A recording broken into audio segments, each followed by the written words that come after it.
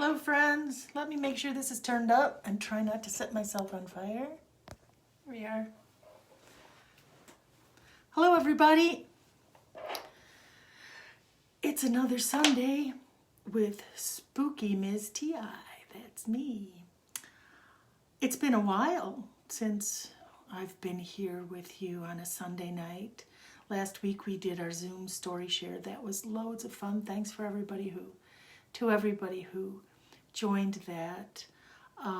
Before that, it's been several weeks, so we're back, and it's April 18th.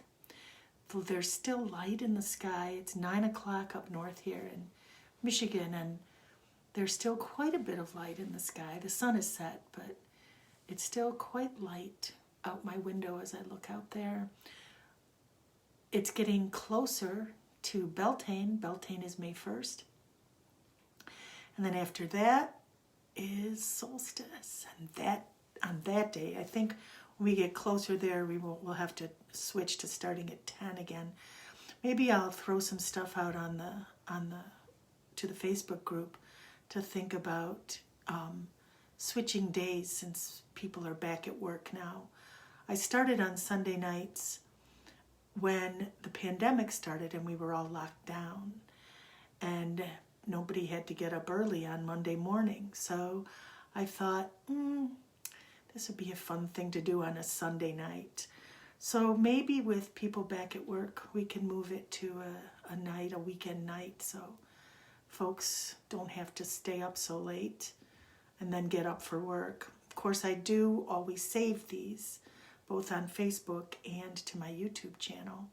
So even if you can't stay up to listen to the stories live, you can always watch them later. So I hope everyone has had a good week. It's been a good few weeks that we haven't been together. It's been challenging here in Michigan with COVID numbers spiking again, and hoping that people would do what's right to protect one another. But you know how it is. Some folks do and some don't. So all of us who do need to do our part to stay safe and stay out of harm's way and help keep others out of harm's way too. So tonight, I've got my candles lit. I hope you have your candles lit. I have a libation. I hope you poured yourself a glass or filled a cup. And here's to another spooky Sunday.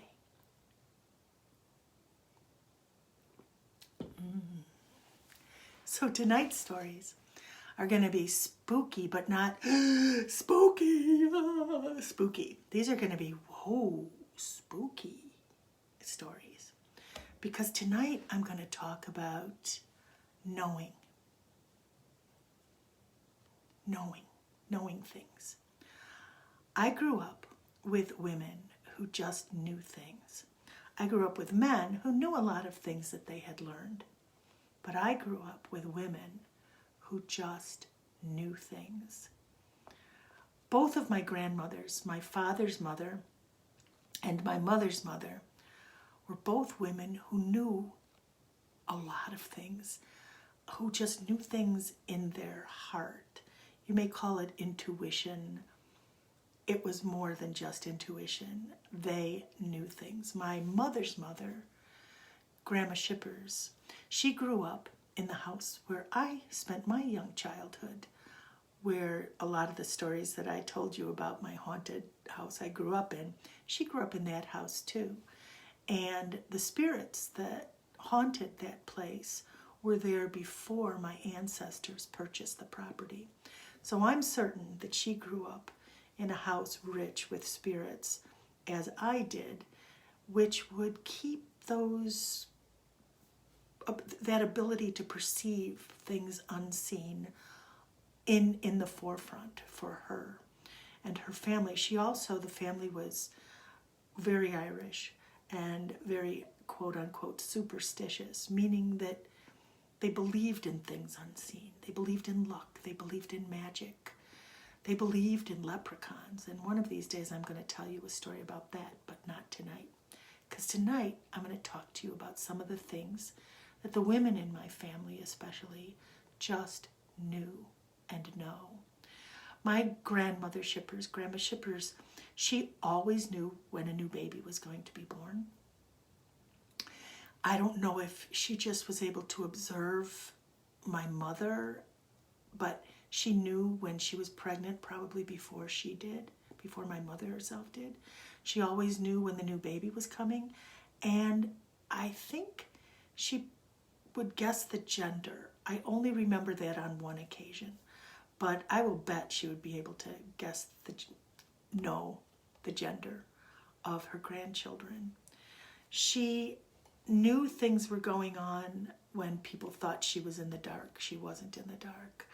She was isolated towards the end of her life because of handicap and illness, but she still was extremely aware of everything happening around her among the people she loved. She always knew when someone died before the news reached her, and any attempt to protect her from hearing about the death of a loved one never worked because she just knew. She could tell. My other grandma, my mother's mother, we called Grammy Ethel, and Grammy Ethel knew very many things as well. She got sick as a young woman, not too young, middle-aged woman, I suppose. My Grandma Shippers had terrible arthritis, and she was quite crippled when my Grammy Ethel was still very mobile and vital and able to get around quite well. And I remember her telling me once that she felt like her illness, her arthritis that she suffered later in her life, she had rheumatoid arthritis very, very badly. And I remember her saying once to never be unkind or unempathetic towards someone else's suffering lest it come upon yourself. She was impatient with my grandma when she had a hard time getting into the car and would like, ow, ow, to try to sit down, and she said, "Oh, stop being such a baby," once. And then she herself experienced that kind of pain and felt remorse for not having more empathy for my other grandma. But when Grammy Ethel got sick, she's the one, when I told the story of the fairies, this is the grandmother who sent me on my journey to see the fairies up by the lake when I was very young, very little actually. And she just, my Gramps was always boisterous. He was always the spotlight in the room. He was the big mamu. He would tell stories and have full attention of everybody, and she'd be in the background. But she knew things. So when I got sick, I was a young adolescent, and I started having surgeries on my legs at age 15. And back in those days, they have arthroscopic surgery, and even, I remember when Buns had a knee replacement, he was on his feet the very same day. Well, back in the 1970s, they knew nothing about how to recover. They knew nothing about what I had, but I had a doctor willing to experiment with staving off my progressively more crippling disease with surgery. And you would be like,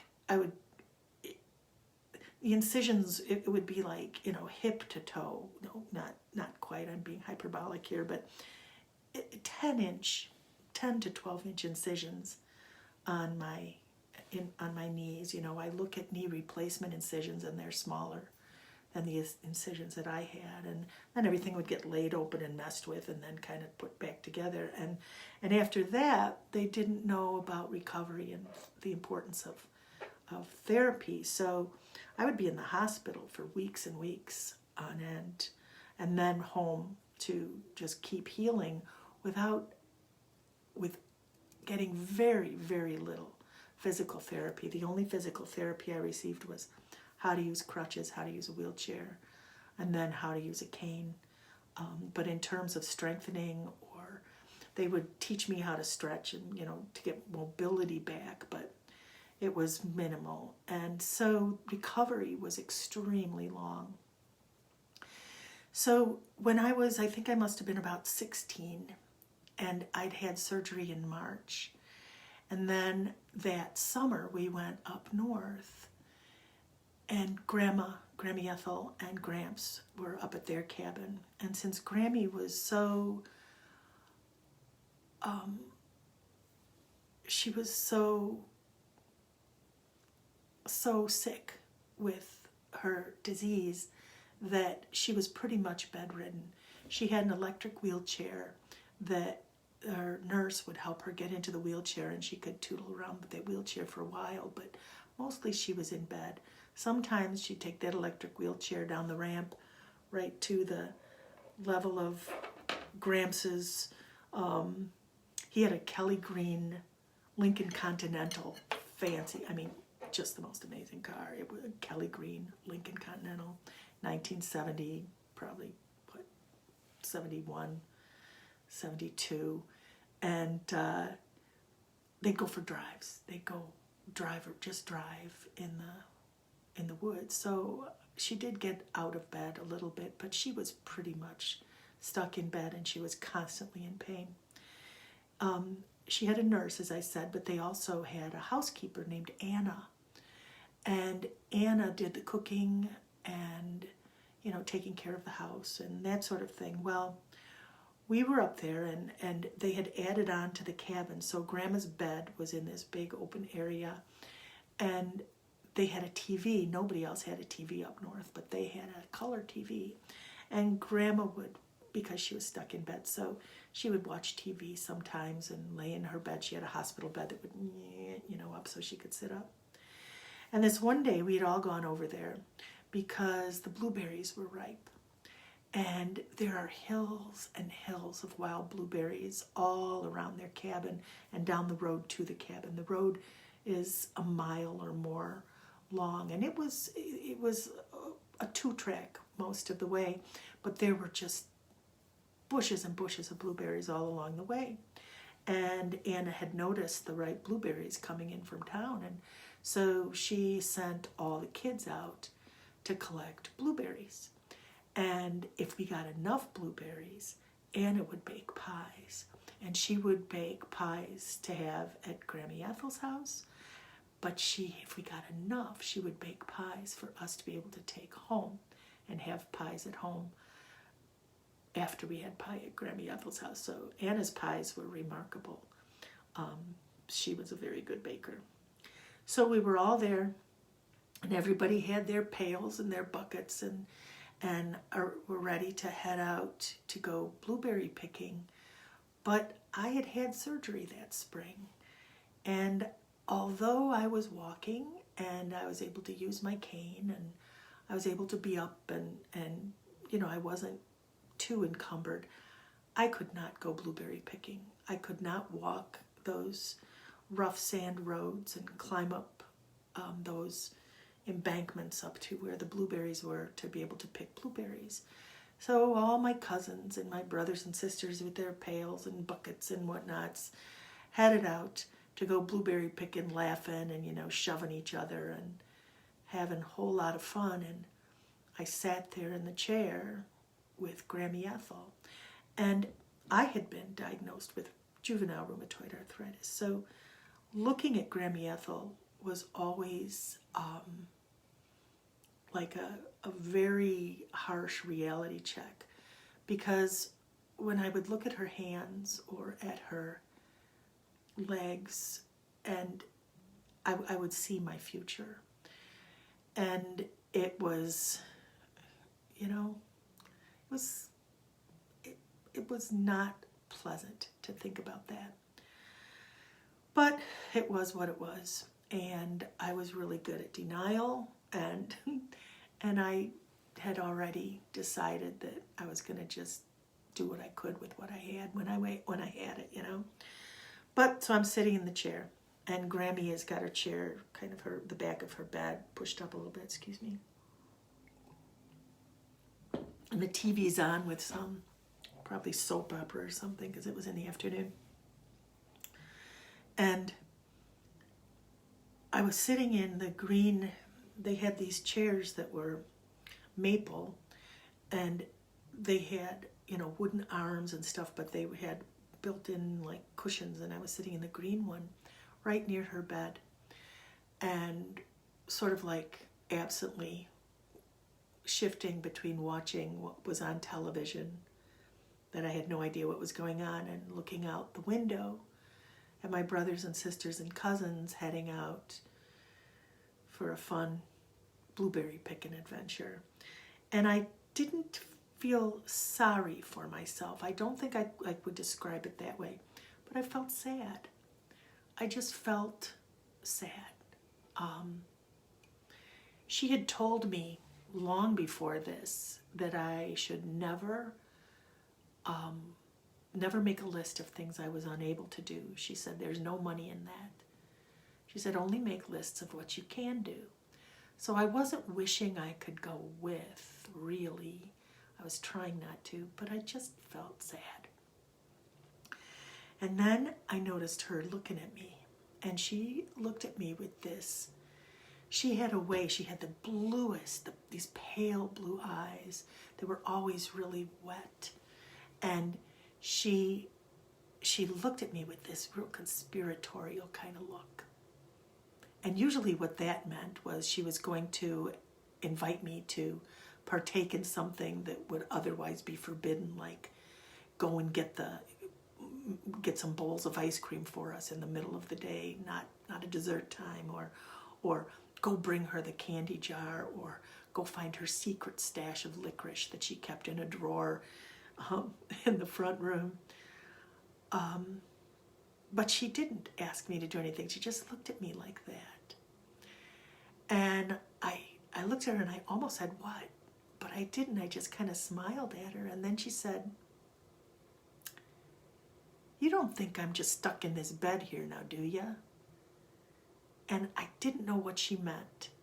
So I said, no, of course not. You know, do you want to get up? You want me to get Hugrin, her nurse, to help you get in your wheelchair? And she said,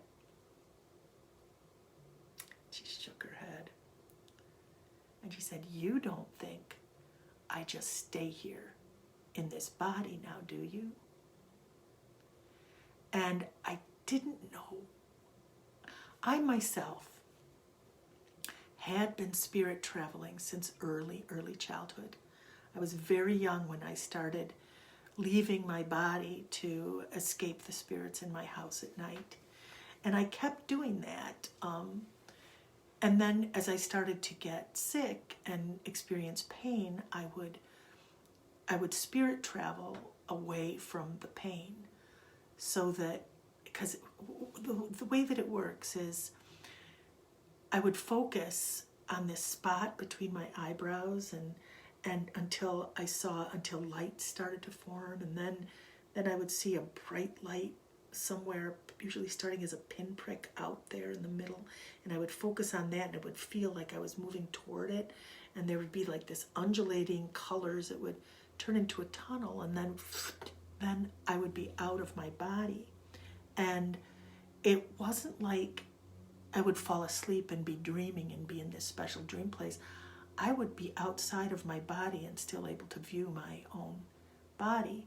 And I could go to places that were familiar to me without my body. I could leave it there wherever it was, in the chair in the yard, or in my bed, or on the couch.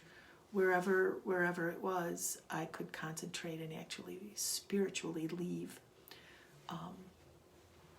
And I did this quite a bit, and especially after the surgery, recovering from the surgery, I did a lot in the hospital. I did it a lot afterwards, because sleeping was difficult because of pain, and so I would just leave and go out and play. You know, when my brothers and sisters would go out to play, I would go out to play.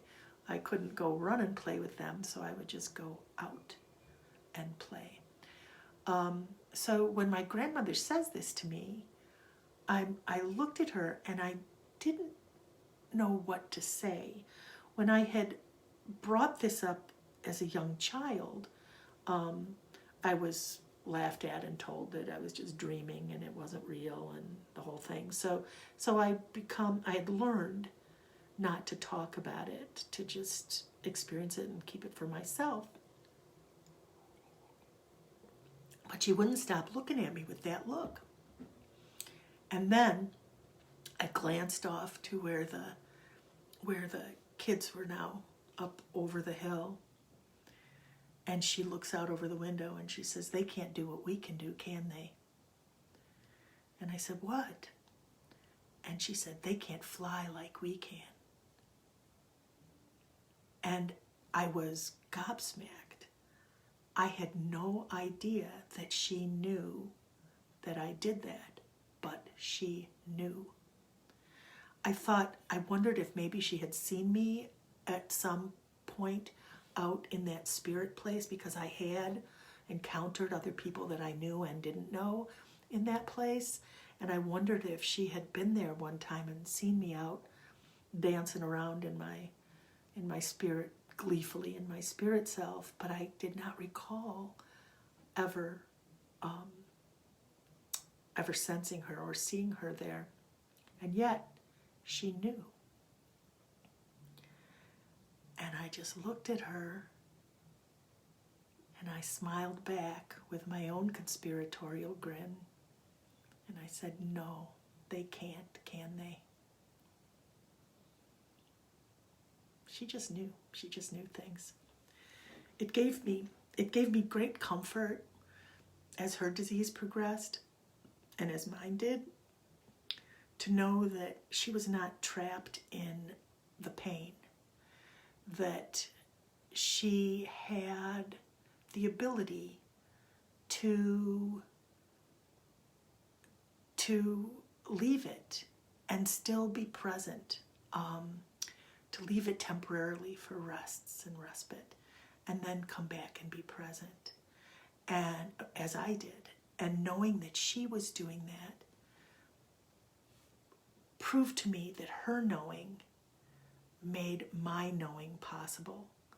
Now I knew this was real, that it wasn't just my own disassociative imagination avoiding trauma. It was something that I was really doing, leaving. My soul was leaving temporarily. So Grammy Ethel knew. She knew a lot more than that. But that was a very profound moment in my life. It helped me on the path to where I am, to continue to seek the unseen, which has brought me to this place where I am now, and with you all here with me. Brought you here too, in a way. Thanks, Grammy Ethel. My mother, Granny Jackie, in her later years. But my mother, the general, who raised 10 children, born in 13 years, pretty much on her own. Actually, I could say 11 children, because she also kind of raised my father. But she knew things. She always knew things. Now, when I was younger, I knew that we couldn't get away with anything. Well, Colleen especially couldn't get away with anything, but my mother could always tell. Now, when I became a mother, there are ways that you could tell when something is going on that the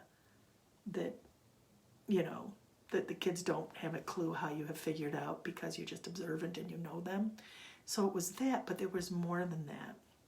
She knew things beyond what was present and what was happening. I used to think she knew what we were doing when we were getting in trouble over in the park across the creek. Later on, I was like, oh, she's gonna know this. She's just gonna know we're doing something. Sometimes she did. Sometimes she didn't. She was a very busy woman, and in my adolescence, she still had a whole lot of younger kids. to keep track of, or sort of keep track of.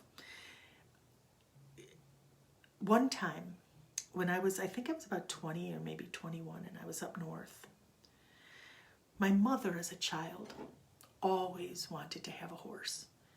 That was her dream. She would, when she was a little girl on the farm up north, they'd kind of corral the pigs, and she would jump on and try to ride the pigs, these great big pigs. I mean, that was like super dangerous, but she wanted a horse so bad that she would jump on the pigs and try to ride them like as if riding a horse. So later in life, when my folks were able to get their own place up north, and my father no longer worked for the federal government, so he was actually making a living wage, a better than living wage, they could finally afford to get a horse. And they went and they needed to get a horse that was super gentle, so they got an old horse from a riding stable that was like no longer, this was an old horse. And they named him Leinenkugel. Yes, we had a culture of alcohol even back then. Called him Liney. And she got it, she said, for Mimi, for her daughter Mimi, for the kids. But I remember sitting out on the porch steps with my mom with a cup of coffee early in the morning, and she would sit, and it was they had made a pasture, a little corral pasture, which was when you sat on the back steps, you'd look straight out at it. Half of the garage was turned into a stable, and then the horse could just be out in this pasture, and there were trees and grass and thing for hay and feed and stuff. But I remember sitting her out there with her. Now this was a broken down, pretty much beat up old horse that was the horse of her dreams. And sitting on that porch step with her in the early morning, with there still mist rising from the lake, and she was just sitting out there just looking at Leinenkugel. And I sat down next to her, and she would lean over and rub my leg, just good morning. And then, just hard, rub my leg. And then she looked back over and she said, "Isn't that just the most beautiful creature you've ever seen in your life?" And I looked over, and here's broken down, beat up Leinenkugel with the fog coming off the lake, and I agreed. He was the most beautiful creature I'd ever seen in my life. Well, the second most beautiful creature that I'd ever seen in my life, because watching my mother's expression as she looked at him, that was the most beautiful thing I had really ever seen. I'll never forget that. Well, the kids all got to ride Leinenkugel, and you could take them for a ride, down our road. Our road was not that long, maybe a quarter mile, if that. And then you get out to Old 53 Road, and you can go left toward the Totogatik River. You could go right toward the county trunk, and then do this nice loop, And what people would do is go one way or the other, and then come down another road called Miles Lake Road. So it was a nice, a loop, a nice riding loop. And this is where folks mostly rode. I was never able to ride. Well, it doesn't matter, because I'm not going to make a list of what I was not able to do, but I never rode Leinenkugel, but my younger siblings all did. So now we get to my brother Tom, my little brother Tommy. He's 5 years younger than me. He was 5 years younger than me. And so maybe I was 19, maybe 20. So he was just this little beggar. And from the time he was 10 or 11, Tommy wanted to be a cowboy. Now, not a cowboy like a movie cowboy. He wanted to be Waylon Jennings or Willie Nelson or any one of the outlaws. He idolized Waylon Jennings. He would listen to Waylon music all the time. He knew all the songs, and he'd sing them like this. And he wore this big, giant brown cowboy hat on his little self. He had a big head on a little body. But he was going riding on Leinenkugel, and he had his cowboy hat on, and he had his jeans with his cowboy belt buckle, and he had on his plaid shirt looking like a real cowboy. And he got on Leinenkugel and told Mom he was going for a ride and he'll be back. And I can imagine what he was doing, with he had a piece of straw in his teeth, and he was out there pretending that he was Waylon or Willie or one of the outlaws out riding the range on Leinenkugel. And he was gone for quite a while. So nobody thought anything of it. He went all the time. We all, they all did. And would just make that loop and come back. And at one point, we were sitting in the living room. There was no reason to think anything had happened to anyone. And talking and, not doing much. And all of a sudden, my mother jumps up from where she's sitting. And she's looking straight ahead and she says, "I'm coming, Tommy." And she just stood there for a minute. And we all we wondered if he was back, what was going on. But you could tell there was something else going on. We all knew my mother knew something at that moment. And she told my brother Dave to come with her. I think it was Dave or Kevin, maybe. I don't know. She told one of my brothers I think it was Dave because he had to drive, to come with her. And they got in the car and they drove off.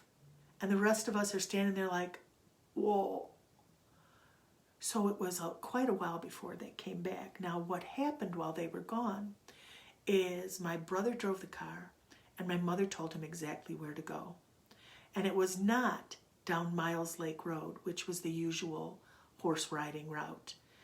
She had him go down to T and a little bit further to a logging road, like just this 2-track logging road that wound its way back down toward the Totogatik River, toward the stream and the river.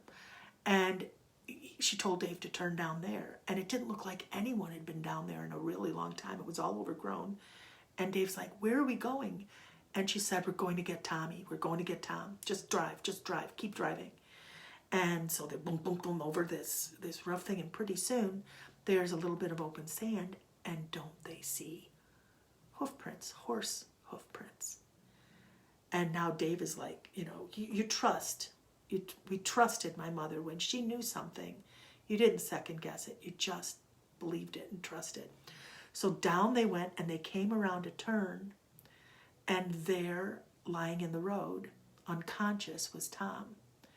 And Leinenkugel was off a little ways, just hanging out under trees, just munching on underbrush or something. But Tom was out cold. So Granny grabbed him, left Leinenkugel there. I don't know what they did, but they came flying back into the driveway, sent somebody else to go get the horse, and they drove like crazy to the hospital, which was, almost 30 miles away. Turned out Tom had a very severe concussion. There would have been no way for us to find him. No one would have guessed that he had turned down that very untraveled, obscure logging road back into the bush. No one would have had any idea. The horse, it was under tree cover, so even if he was missing and helicopters went out to look for him, they would not have seen him lying there. And he was completely unconscious. If my mother had not known where he was, I don't even want to think about what could have happened. He could have lay there until coyotes found him, or wolves there, or bears, something. He could very likely have perished out in the woods that day or the following days without us having a clue what happened to him till Leinenkugel came walking home, if ever, or they found the horse. But she knew. She just knew. And she went and she found him. He had a severe concussion. He was down for the count for weeks and weeks until he was better. But she just knew. So that's something that, there are some things that I just know too. Sometimes I don't, sometimes for a long time, things that I would know, I would always second guess and have to research to make sure I was right, or to find out if I was wrong. But there were things that I just knew, much like my mother just knew. When my kids were younger, Zach and his buddies, it was winter and it was really cold. It was like sub-zero temperatures. But up north, we live up north, and there's no such thing as bad weather, only bad gear. So a group of little boys, probably 10, 11, maybe 12 years old, were going to hike out by the Carl T. Johnson, at Kenwood Park on the other side of Cadillac, on the west side of Cadillac, goes into part of state land, and it's a wetland there. And there's hiking trails, and now it's more developed than it was back then. But there was a really cool ski trail and hiking trail back there that wound its way through the higher ground with the swamp and wetlands around it. And apparently it was beautiful in the winter, it was beautiful in the summer. But so the little boys, what they were going to do is I dropped them off at one end of this trail at Kenwood Park, and they were going to hike the trail and all the way to the Carl T. Johnson Museum, which is on Highway 115. It would have been, not that far of a hike, a mile maybe, maybe a little bit more. And then I gave them a quarter, and they were going to put the quarter in the payphone to call me to come pick them up. And I figured, they were going to be playing along the way, so I was expecting them to call me about between 3 and 4. And I was doing something. I think I might have even been sewing. Now, when I would sew, the of the sewing machine, and just, moving cloth through a sewing machine was, to me, very often like drumming for a shaman to go into trance. It always got me in a zone. I don't know why. I haven't sewed very much lately, but at that time I sewed a lot, and I would just, and I was in this zone, and all of a sudden I got this flash that was so vivid. What I saw was the little boys, wet, shivering, coming out of the woods, right off of where the swamp is, right off of the wetland, onto 115, onto the highway, nowhere near the Carl T. Johnson Museum. I saw them just kind of making their way and kind of helping one of the boys. I couldn't tell who was who, but I just saw them, like as if I was sitting by the edge of the woods, by the edge of that wetland, by the side of the road on the highway, and they were coming out of the woods right there. And I just stood up and I said, I'm going to go get the boys. And Bunsey looked at the clock and said, did they call? And I said, nope, but they're ready. And I got in the van and I drove right to that spot. I didn't go by the Carl T. Johnson. I just drove and I pulled over right by the side of the road in the exact spot. As soon as I saw the way the trees were and landmarks that I saw in my flash of vision, I pulled the car over to the side of the road and looked into the woods looking for their coats, some color. They weren't wearing red or anything. It was like blues and stuff, but looking for movement in that woods, in that swamp area. And lo and behold, didn't I see those little boys? I think there were 4 of them, 3 or 4 of them, making their way through the swamp to the highway. And I got out of the van and I called to them. I said, hey, I'm here. And they were freezing. One of them had broken through ice and had gone in like up to his armpits in the water. Because it was so cold, and the ice on the lake was, you were able to walk on. But in a swamp or a wetland, there's so much vegetation and rotting that's happening, so it warms. The ice is very unstable in a wetland, and they didn't know this, and they were out walking across the ice in the swamp, and glomp, down one of them went. And the others all got soaked. Their mittens were soaked, pulling him out and trying to get him out of the woods toward the highway. Fortunately, they knew which direction to go to the highway. We probably heard cars. So I opened up the van door. I made the kid who had fallen in sit in the front. I cranked up the heat full blast. Every one of them was just shivering violently. The one kid who'd gone in the water, his lips were blue and he was clearly hypothermic. So I drove him right home to his house and told his mother what had happened and that he may need to see a doctor, but he needed to get warm and get out of his wet things right away. And she's like, oh my God, blah, blah, blah.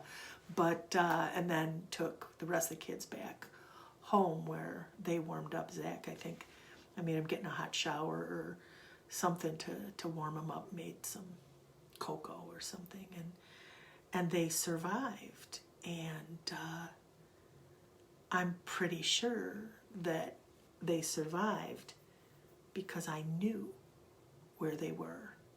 I just knew. And so I just got up and I went there because I just knew. One time, Ezra knows things. You know that. You've heard him talk about stuff, but he's somebody who also knows things. Rachel knows things. All my kids know things, and we just trust that. When Rachel was an infant, I was driving to Chicago from Lansing in a little Chevette, deadly little vehicle, in a white-out blizzard snowstorm. And this was when babies were in their little plastic and metal car seats, and you'd strap them backwards in the front seat, so that I could give her pacifier while I was driving. And so she's in a baby bucket in the front seat. Oh God, it's amazing. But, and I was driving, and it was so hard to see, but everyone was moving really slowly. So I got behind like a big semi, and it had lots of lights on the back. So I knew that it would be more easy for it to be seen from cars coming towards us. So it was safer to be behind it. And I was distanced enough behind it that, I wasn't in its spray, but I was close enough that I was like following its tracks as this huge semi is just going along. And Rachel was sleeping. I had got behind this truck after stopping at a rest stop and feeding her, letting her nurse until she went back to sleep, changing her.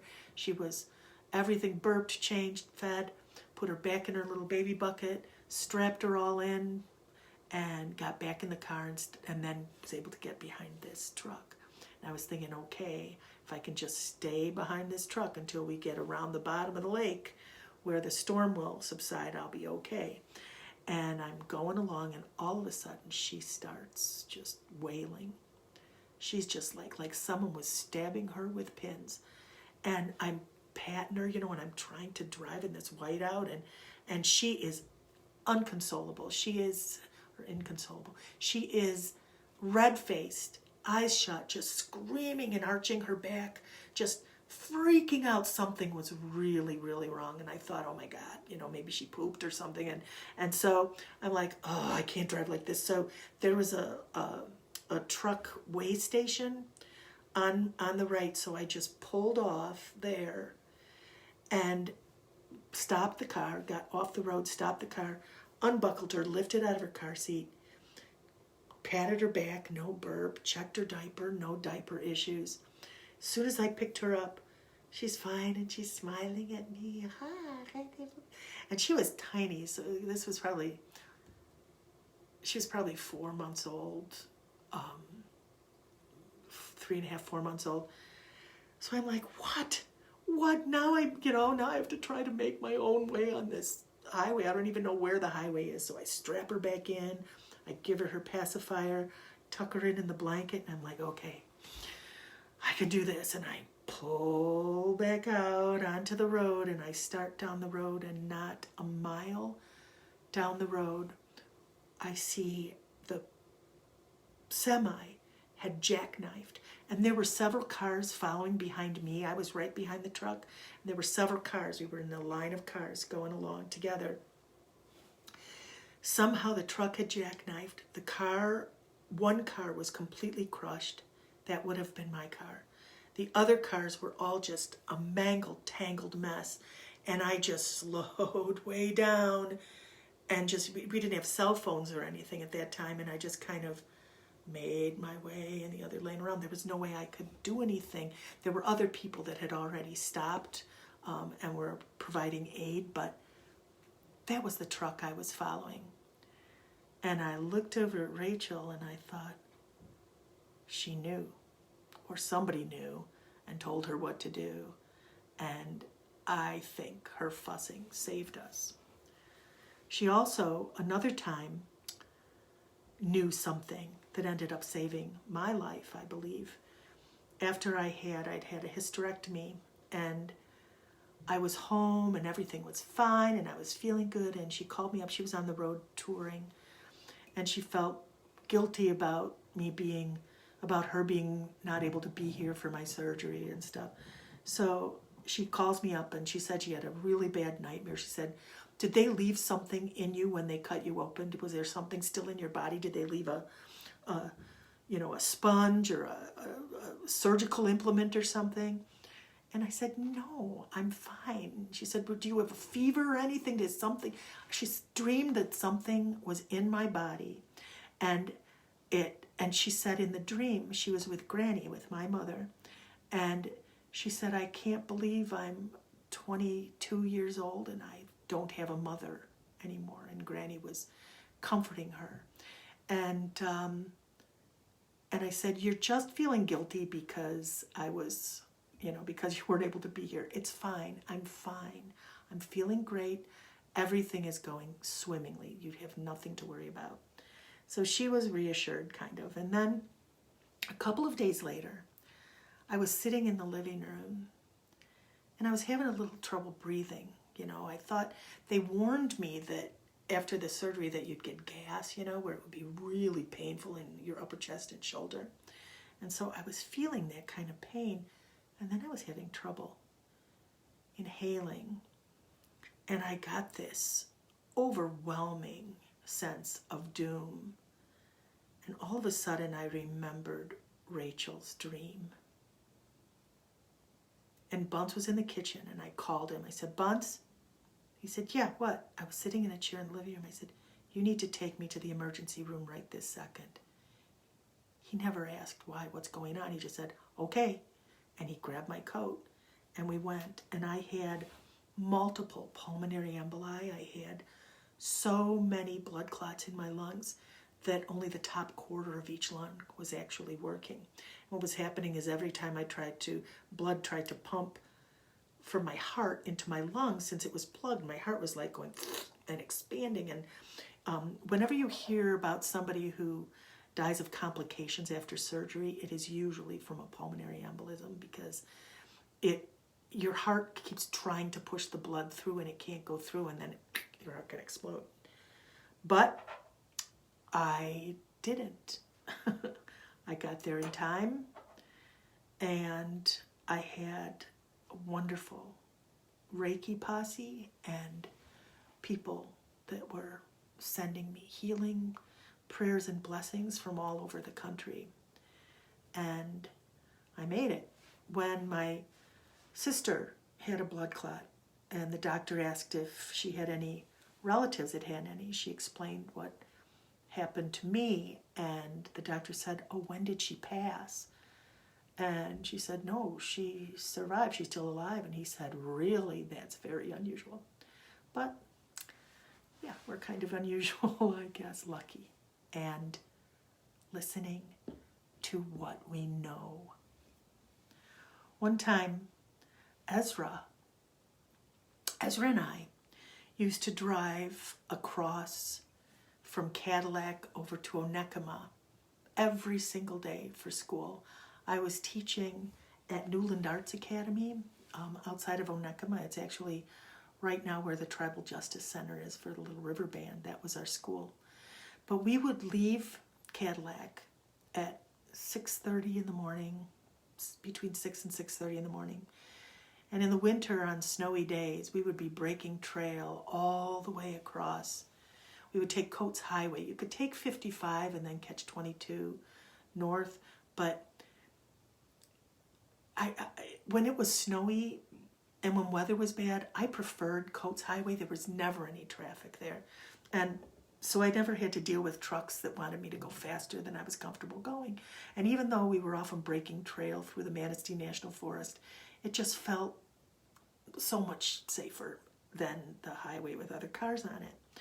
And I just drove very carefully. So we had a deal that in the mornings, Ezra was just quiet. He would usually sleep on the way there. He'd get dressed, climb in, and we were in the van, and he'd go to sleep. And but after school, he could talk to me because I needed that. I needed that morning headspace, without talking to anybody. I just needed to. That was my own time to drive and get in my own head. So it was dark, pitch dark. There wasn't too much snow, but the road was very slippery, icy patches. And we were coming up from the Manistee River, and the road winds and comes up hills and, sharp turns and then up more hills. And you cannot see very far ahead. Plus, it's pitch dark. And I'm just driving really slowly. I'm going maybe 30 miles an hour at the most. And I was going up an incline that would then drop off down a long decline going into Brethren eventually. And Ezra was in the chair next to me, and he was kind of snoozy. And all of a sudden he just sits up and he says, "Watch out for deer, Mom." And I said, "I am, darling." And then I realized that he knew something. And so I took my foot off the gas. We're still on the incline, so I'm going slower, slower, slower. We hit the top of the hill, and the headlights caught 4 or 5 deer standing right in the road, just ahead of us, on the decline. So I tapped the brake to try to slow down and realize that I was on pretty much sheer ice, and I was not going to be stopping. If I tried to brake, we would have broken out and gone down this embankment into this, this steep embankment into a little holler there by the road. So I'm looking at the deer, and they're frozen there. And now we're on a slight decline, so the car is starting to pick up speed, but I can't brake. So I knew what to do. I had never heard of doing this. I had never considered anything like this. What I did was I held the steering wheel really firmly, and I shut off the lights, and I tapped the horn, beep, beep, and we coasted down that hill. I couldn't see anything, not a thing. I braced myself, and hand on Ezra, bracing us to hit a deer. Absolutely positive we were going to hit a deer, knowing the impact wouldn't be too great to really harm us too much, but we were going to kill a deer that morning. And we were just sliding down in the pitch darkness, just going. I just kept the wheel straight. It was a straight road down, thank goodness, no curves.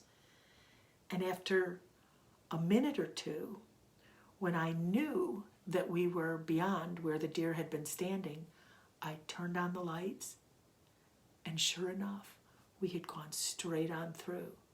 When deer, what I found out later was that, that whole deer in the headlights thing, they really do freeze. And so if you want a deer to move, you turn the lights off so that they can go.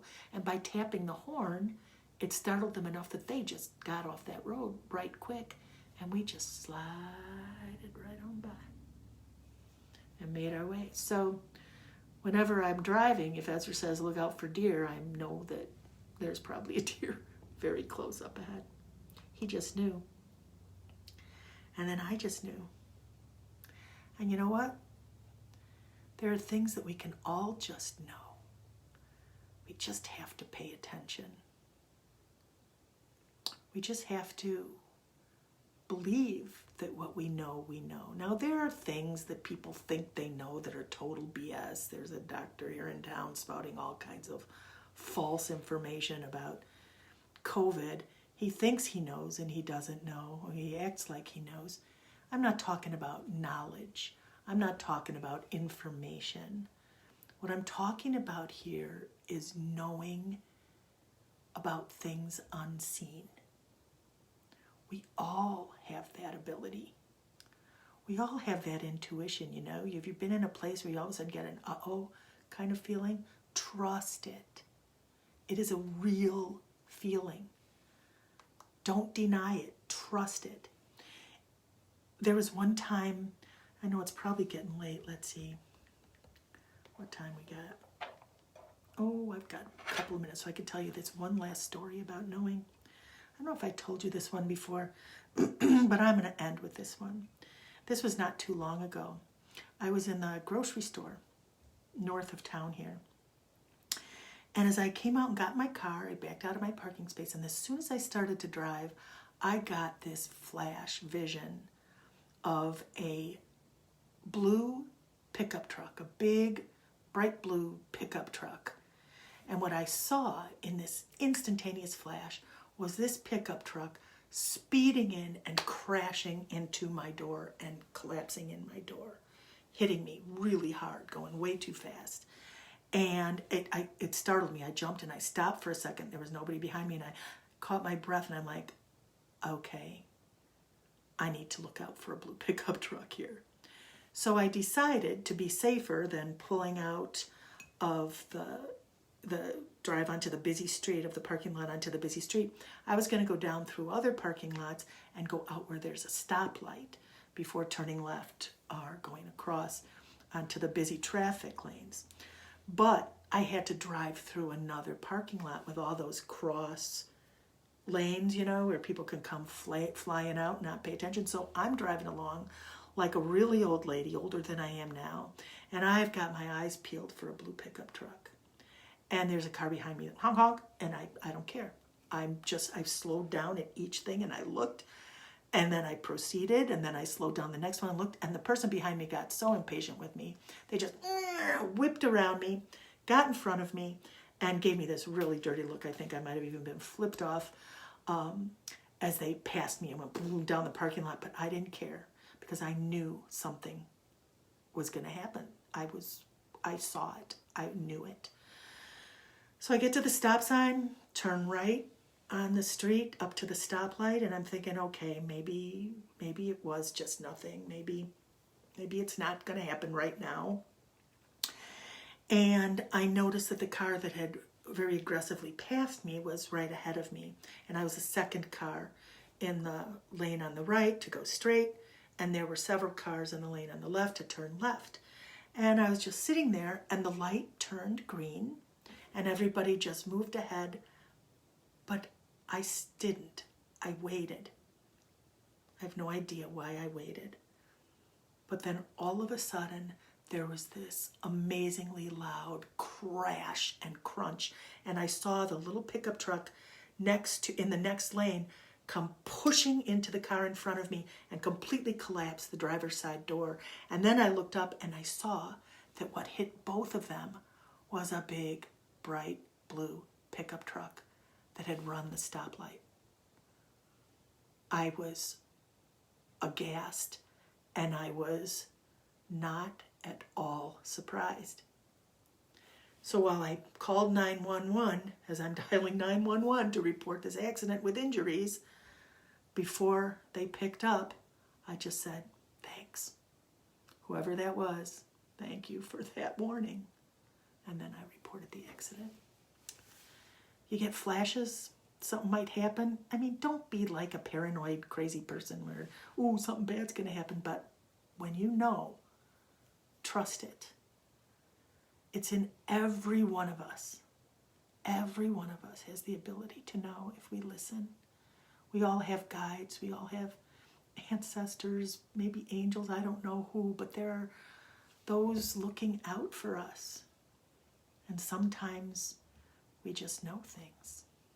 Sometimes you can just know things too. So listen to your heart. Pay attention to what is unseen. Pay attention to what's seen. Be kind. Be mindful of others. Everyone we meet, we don't know what they're going through, right? I can get really furious at the mask holes out there who are endangering neighbors. And sometimes I can just sense their own fear. So, here we are. We have spent another hour together. Thank you. Thank you for being here. And like the Muppet song, it's in every one of us to be wise. Find your heart. Open up both your eyes.